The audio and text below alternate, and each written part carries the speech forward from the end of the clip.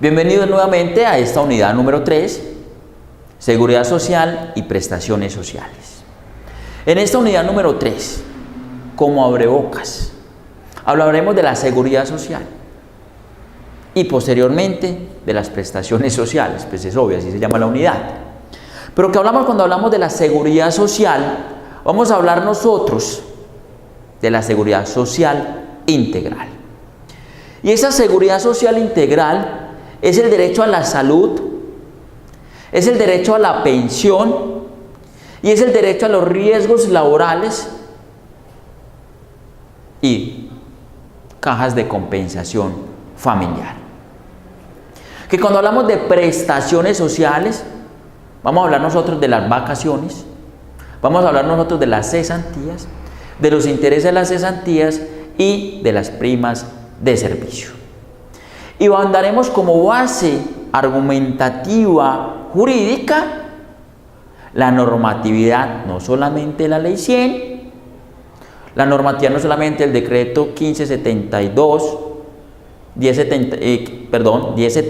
del 2015 y demás leyes concordantes complementarias y claro está el Código Sustantivo del Trabajo.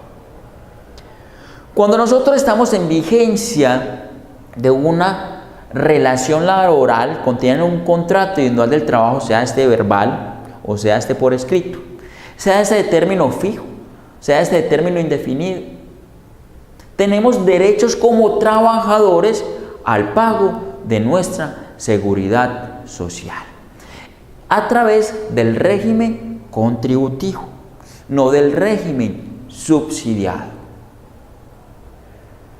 El régimen subsidiado, quiero aclarar, no es el SISBEN. El SISBEN es una encuesta. Desde que esa encuesta sirva como fundamento para la afiliación al régimen subsidiado en salud, es otra cosa. Pero SISBEN no es régimen subsidiado. Dicho ello, empecemos nosotros a hablar de qué se entiende por seguridad social integral. Se entiende por seguridad social integral la prestación de esos servicios de salud, pensiones y riesgos laborales a lo cual tenemos derechos. La salud o el pago a la salud, a la seguridad social en salud, obedece a un aporte que realiza tanto el empleador como el empleado. Y ese aporte a la salud por parte del empleador como el empleado está fijado por la ley en un 12.5%.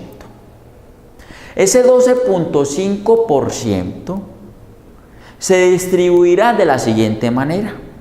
Un 4% será a cargo ¿de quién? Del trabajador.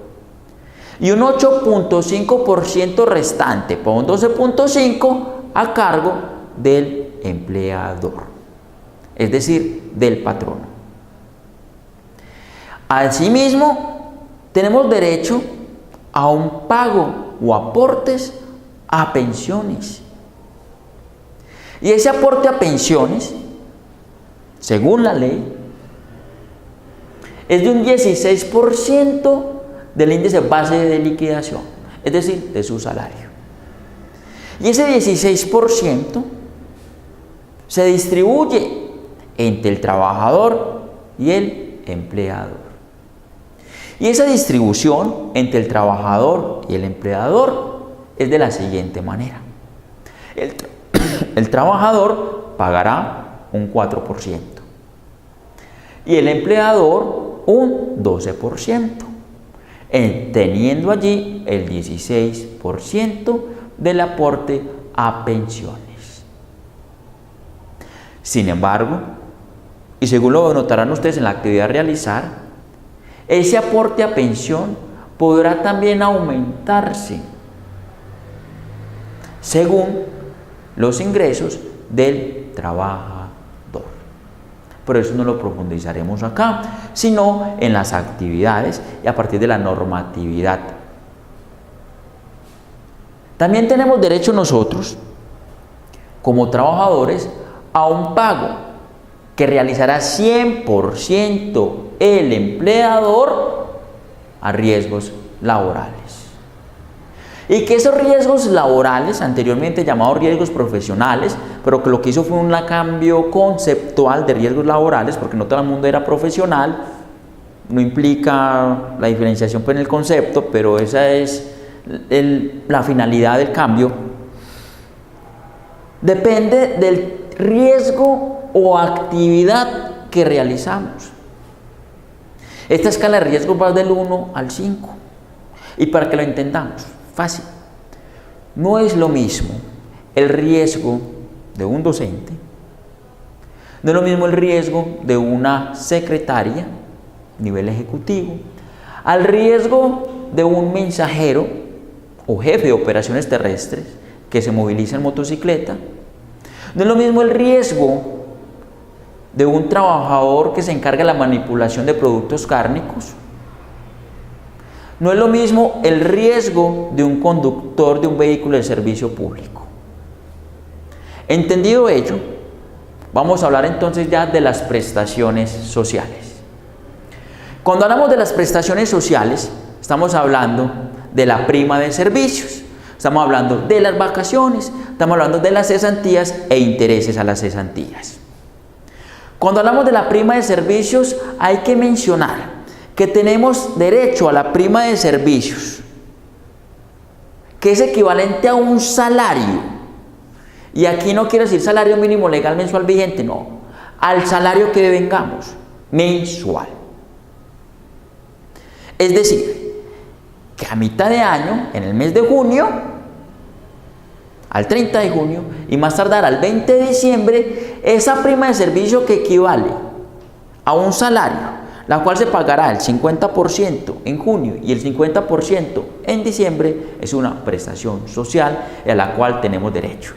Me preguntarán ustedes, es que yo tengo un familiar que solamente trabajó 3 meses y le pagaron prima de servicios. Sí, es que la prima de servicios, a pesar de que se queda equivalente a un año, a un salario mensual por un año de servicio, no implica que no se pueda pagar de manera proporcional, se puede pagar proporcionalmente.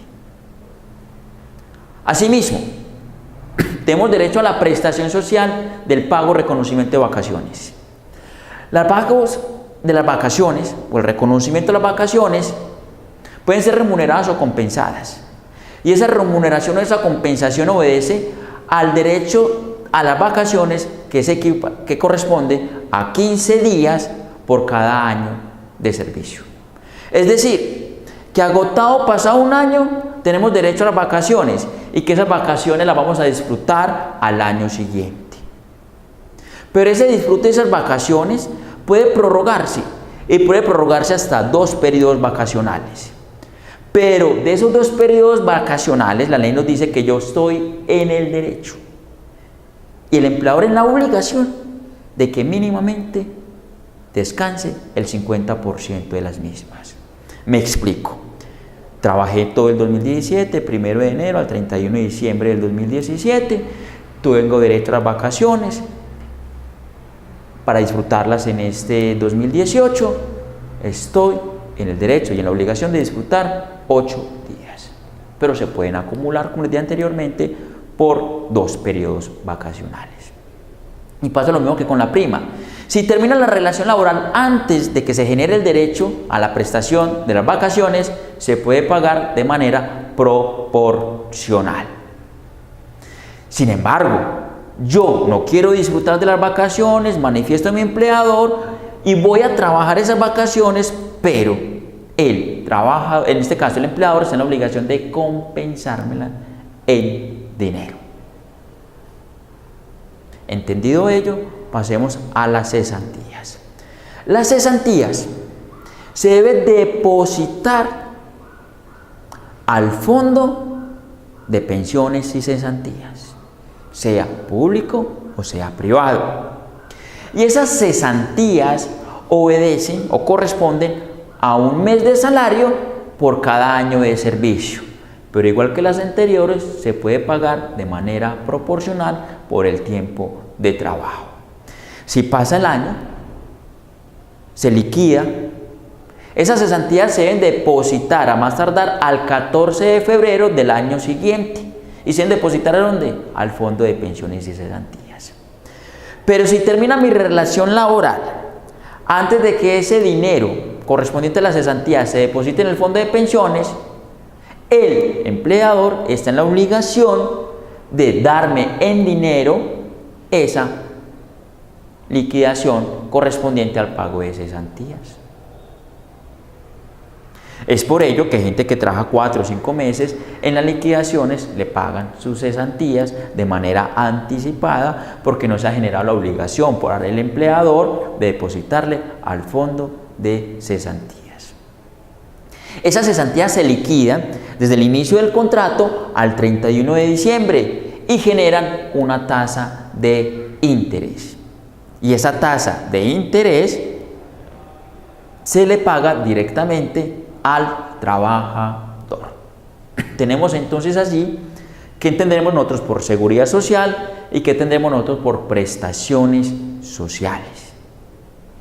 Hay fórmulas obviamente de liquidación. Esas fórmulas de liquidación se las compartiré en cada una de las actividades, porque no considero pertinente, y para no enredarlos frente a ello, exponérselas en este momento y en esta unidad. De antemano, muchísimas gracias. Estaré atento a sus inquietudes para profundizar sobre este tema y contribuir a su formación académica al respecto. Muchísimas gracias.